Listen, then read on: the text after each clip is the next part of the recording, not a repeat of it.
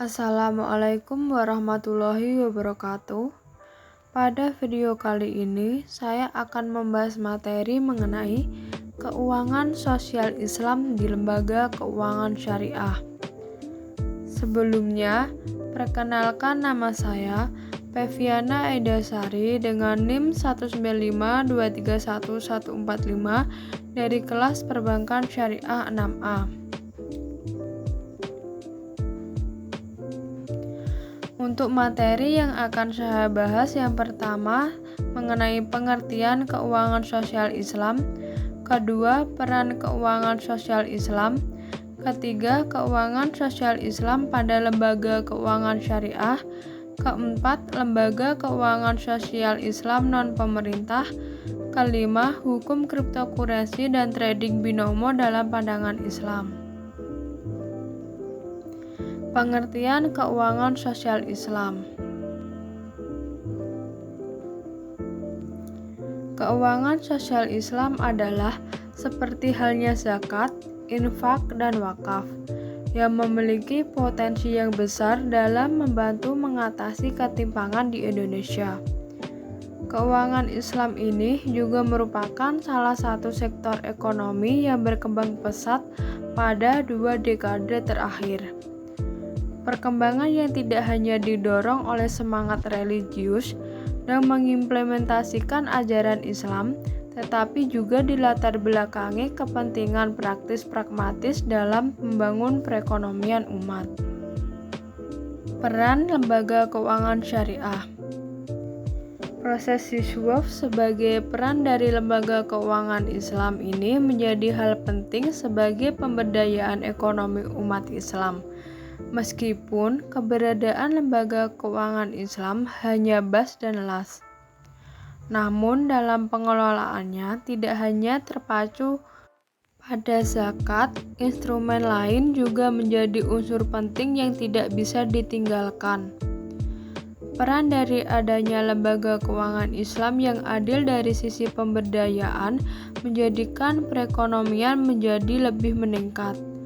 Adanya saluran bantuan yang diterima dari lembaga keuangan Islam untuk masyarakat yang membutuhkan. Kemudian dengan berjalannya fungsi peran tersebut, lembaga keuangan Islam tetap ada perlu pengawasan demi keberlangsungan peran ke depannya. Selanjutnya, keuangan sosial Islam pada lembaga keuangan syariah. Lembaga pengelola zakat atau disebut lembaga amil zakat dibentuk oleh masyarakat yang kemudian diserahkan pemerintah sebagai perantara pihak yang mengeluarkan ZIS dengan penerimanya, atau sebuah lembaga yang didirikan oleh seorang pengelola, pengumpulan, serta pendistribusian. Tugas utama LAS membantu jalannya Basnas. Kemudian, Basnas yaitu sebuah lembaga yang melakukan pengelolaan secara nasional dan non-struktural yang bersifat mandiri.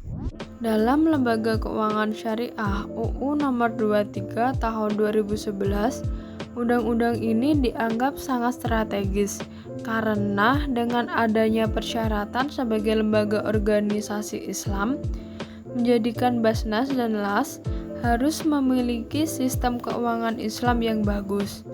Kemudian bertambahnya DPK Bank Syariah mampu menambah market share dan aset lembaga keuangan syariah, serta mampu menciptakan tempat pembayaran zakat dengan sistem setor tunai maupun ATM.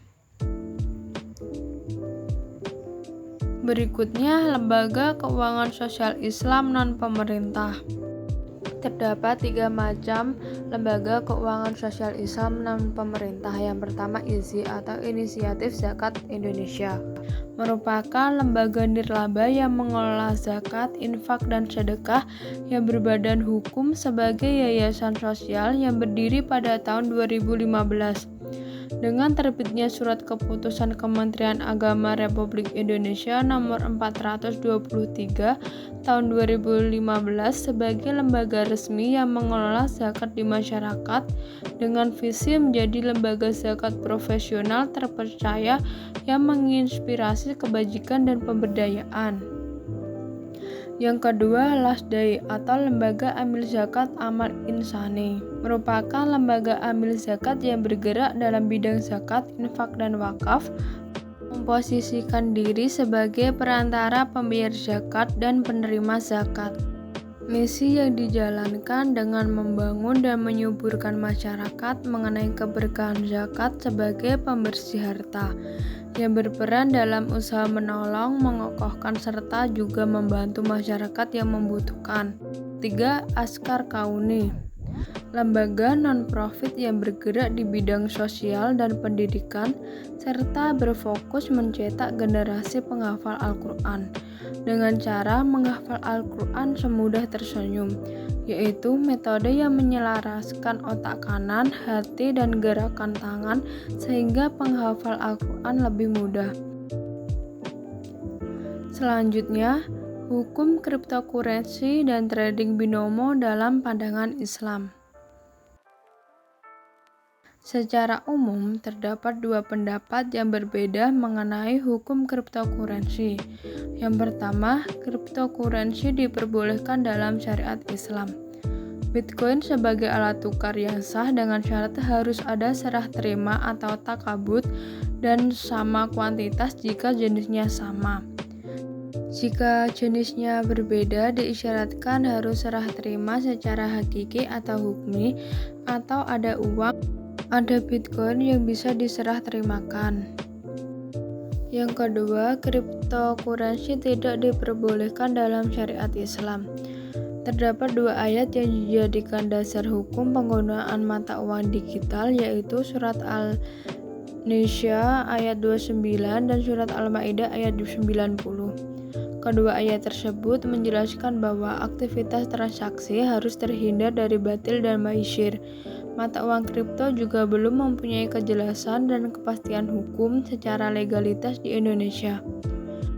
Dalam pandangan hukum Islam, cryptocurrency bisa saja mengandung unsur gharar karena penggunaannya seperti untuk spekulasi dan tidak dapat dilihat dalam bentuk fisiknya. Selanjutnya, hukum trading binomo dalam pandangan Islam. Trading binary option atau opsi biner merupakan kegiatan yang menentukan pergerakan harga suatu aset dalam jangka waktu tertentu sesuai yang dipilih oleh seseorang trader pada platform online seperti Binomo. Binomo adalah sebuah platform trading binary yang digunakan dalam kegiatan jual beli aset keuangan. Menurut pandangan para ulama, praktik trading binary option ini adalah transaksi yang diharamkan karena permainan yang berspekulasi antar untung dan rugi dan memiliki unsur gharar, maisir atau spekulasi yang tinggi sehingga bersifat menguntungkan. Sedangkan sesuatu yang menguntungkan termasuk dalam kategori perjudian. Sekian yang dapat saya sampaikan. Kurang lebihnya saya mohon maaf. Wassalamualaikum warahmatullahi wabarakatuh.